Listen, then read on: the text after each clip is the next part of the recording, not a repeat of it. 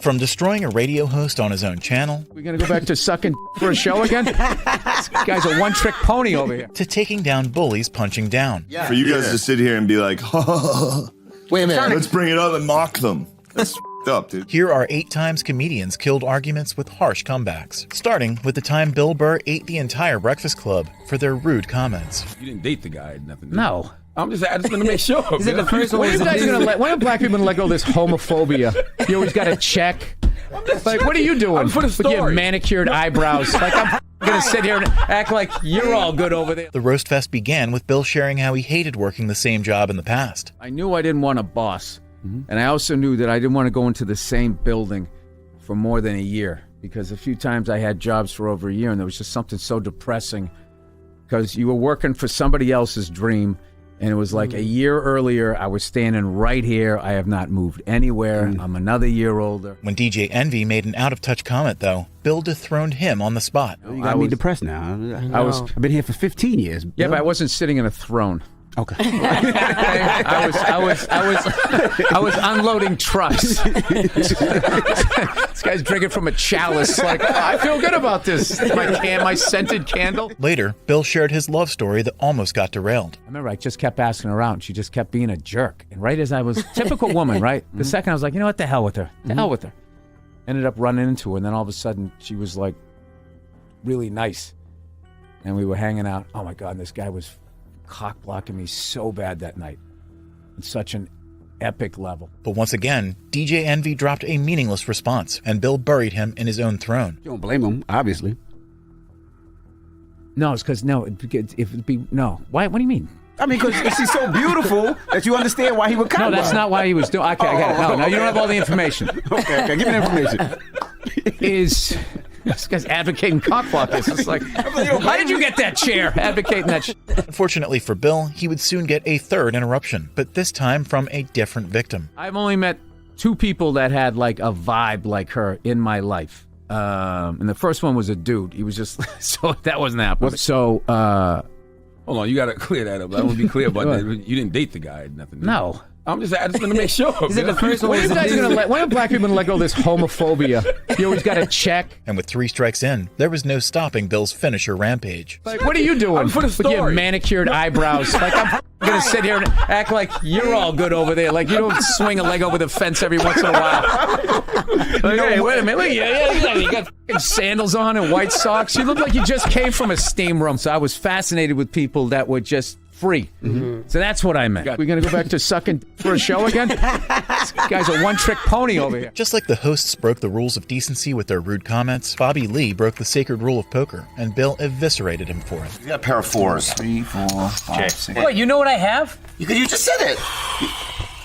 Al, don't Dad, I'm not betting. advice from him. He said it already. I didn't say anything. No, he didn't. He said he's got a pair. You didn't know what I had. You cheating son of a... Oh! He was doing this, right? And I saw, because he's got a 4 and a 6. Is that what you had? What do you mean, is that what you had? You know what I had. You looked at my cards. You cheating dirty bastard. And now that Bobby's dirty play was exposed, Bill kept stacking roasts on him like chips. Unbelievable. You think you know a guy. You think you know a guy. Oh, you f***ing rat bastard. You son of a bitch.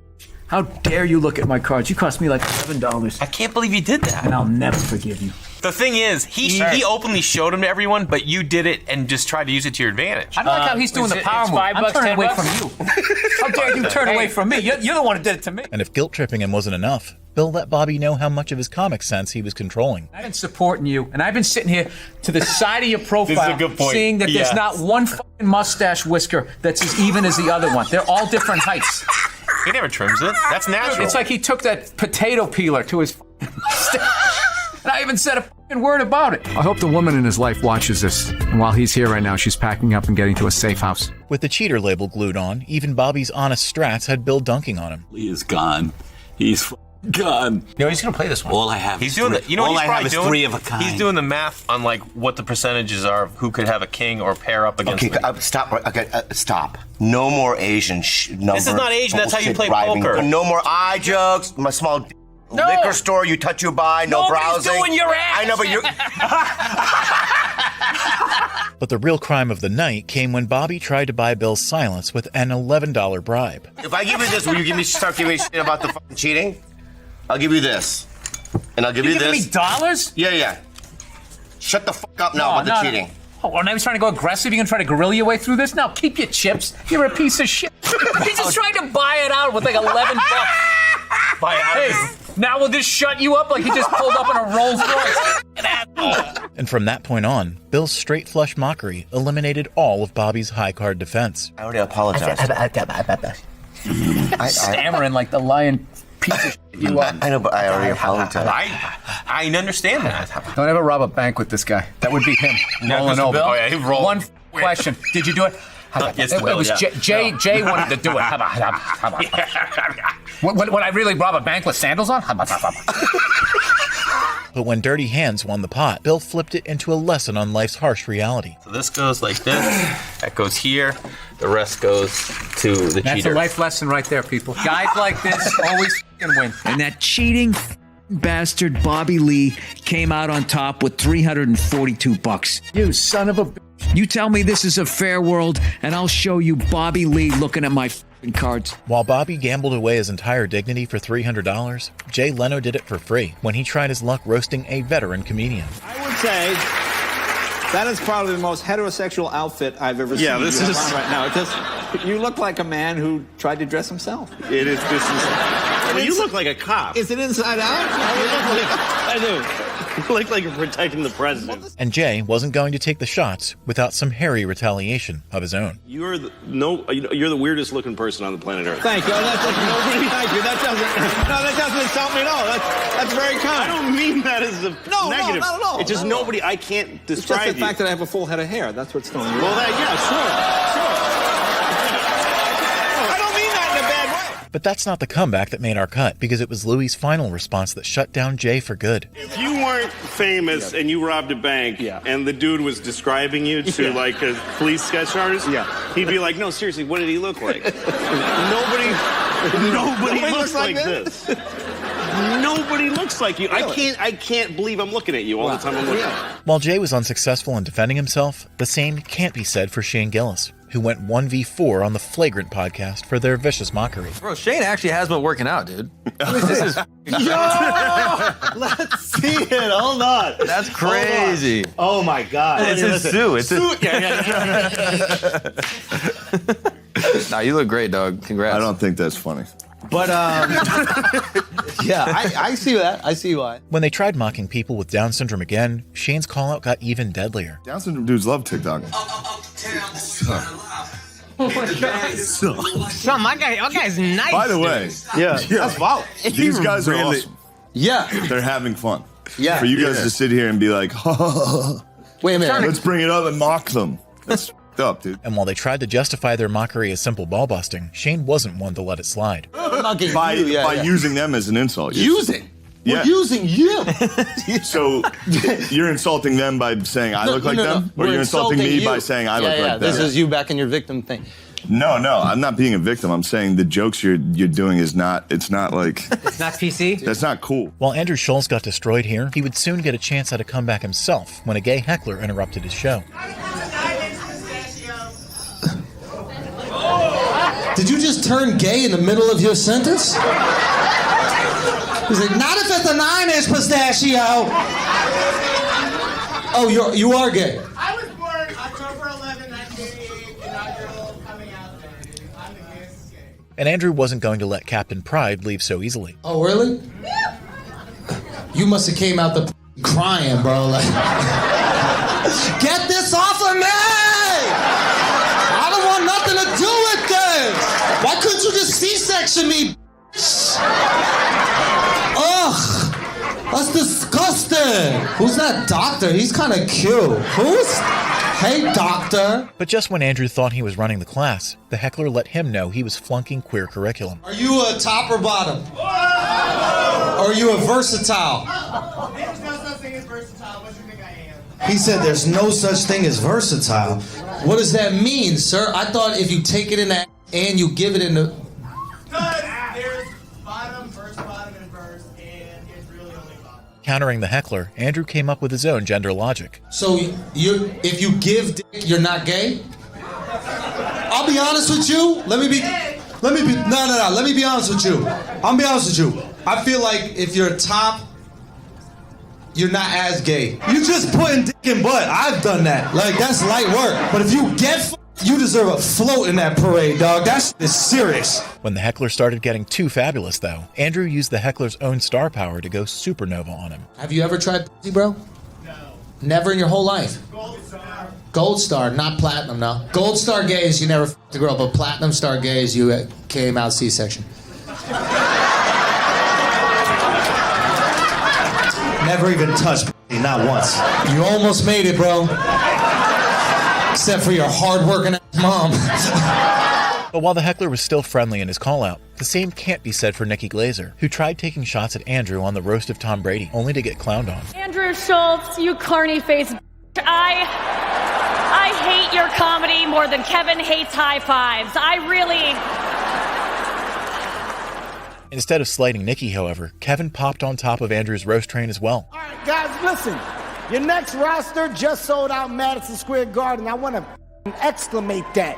My guy sold out Madison Square Garden, and it was a dream of his, and he made it happen. And that's pretty good for a guy who looks like he works at Olive Garden. Please show some love to Andrew Schultz. Let's go. But when Andrew finally came on, he dismantled Kevin's entire career in one go. Kevin's the hardest working man in Hollywood outside of the PR guy from Nickelodeon. Kevin Hart, or as he's known in the industry, The Rock's bottom. Kevin is best friends with The Rock. His dad was also best friends with The Rock. Without hesitating on Kevin's height or divorce, Andrew hit him exactly where it hurt. The only thing you can make fun of him is for being short, but listen, there's advantages to being short. Kevin is the only black guy you can still call 3/5 a person, which is awesome. Because that's what his wife took in the divorce, guys! Not forgetting about Nikki, he slid her a diet check and a body count check that she could never cash in. 3/5 is how much of Nikki's hand goes down her throat after a meal. A lot of people don't know this. Nikki has deep ties to the game of football. Not only is her face made out of pigskin, but every guy she dates bends her over and takes a hike. So she deserves to be here. Okay? Using the president's family itself as a setup, Andrew's final joke buried Nikki 6 feet deep. People talk about Nikki's appearance, but I think we all know what matters is what's on the inside. What's on the inside is what counts. Sure, on the outside, she looks like Tiffany Trump, but on the inside, she's barren.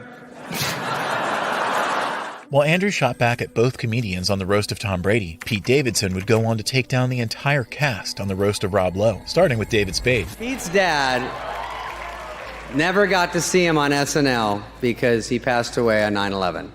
Pete's mom has never seen him on SNL because she blinks. David, thanks for taking time away from waiting for Sandler to write Grown Ups 3 to be here. David Spade's assistant once tried to kill him in his sleep, and the world was shocked to find out you could afford an assistant. And when Jewel tried her luck with her ancient jokes, Pete buried her back into a boomer's search history. Look at this little nugget. Pete Davidson. It's hard to recognize him when he's not on SNL or on an adventure with the man in the yellow hat. Jewel, I won't make fun of you yet because I want to give everyone at home time to Google who you are. My mom really wanted me to get you to sign this. Next was Peyton Manning, who tried taking shots at Pete only to be punted off back to the NFL. I just met this guy, Pete Davidson, backstage before the show. A great guy. He asked to take a picture with me, and I didn't even realize he was one of the comedians. I told him, don't give up, kid. Whatever disease you have, you can beat it. Peyton looks like if football players evolved to no longer need helmets. No, seriously, Peyton, I love all of your work, especially when I saw you in the Goonies yelling, "Hey, you guys!" But Ann Coulter wrote her own obituary when she dissed not only Pete, but one of the USA's most beloved presidents. I once thought Pete Davidson was just like Obama, a biracial goofball who ruined a once beloved institution, but it turns out I was wrong. Pete's not biracial. Ann Coulter, if you're here, who's scaring the crows away from our crops? You know, Ann describes herself as a polemicist, but most people call her a At last, when Rob Lowe tried to get personal, Pete gave him a taste of his own medicine by bringing up his nanny nightmare. Pete, your performance tonight was a fitting tribute to your dad because it was like watching a third plane hit the World Trade Center. Let's hear it for Rob Lowe, okay? Right? Rob Lowe. Or as gonorrhea doctors call him, patient zero. People call Rob Lowe a bad actor, but that's only because they never saw him tell his wife he didn't that nanny. While Pete aired the scandal to mock Rob's drunken chaos, Dave Chappelle shared a story mocking America's racist cops. Don't deal with them, man. I had to bail a friend of mine out of jail one time. You know, that was horrible. I was scared. I had to walk right into the belly of the beast. I tried to look as non-threatening as possible. Hi. Unfortunately, even Dave's whitest behavior wasn't enough to get him off the cop radar. I'm here to bail out my buddy. Oh, okay. Well, while you're here, you do fit a description. If you'll walk this way, we can process you. That'd always get us. And Dave soon sketched out the real culprits behind most black convictions. I could be bitter and blame all the police, but now I'll tell you who I blame. It's those sketch artists. They keep drawing the same brother over and over again. Straying off in his own hypothetical, Dave wondered how white cops hunt for black descriptions. I want to know what they say when it's us. You know what I mean? They'd be in that room like, did you get a look? Did you see the guy that tried to rob you? Yes. He was about 6 feet tall, I'd say. 6 feet tall? Yes. He had his hat on backwards, too. Good. While still kidding, Dave's jokes pointed out the reality of how one racist note can criminalize an entire community. He was black? Okay, big lips, big nose, hanging out. Say no more, sir. I'll draw him from memory. You know, let me get my stencil. I think we can trace this guy and save some time. Saving the most brutal mockery for last, Dave roasted the boilerplate descriptions racist cops used to get a warrant for any black man. They get on the radio, calling all cars. Be on the lookout for a black male between 4'7" and 6'8". Between 120 and 380 pounds. He's wearing Nikes. Get this man! Which just goes to show how comedians like Dave Chappelle can take down entire organizations with their harsh comebacks.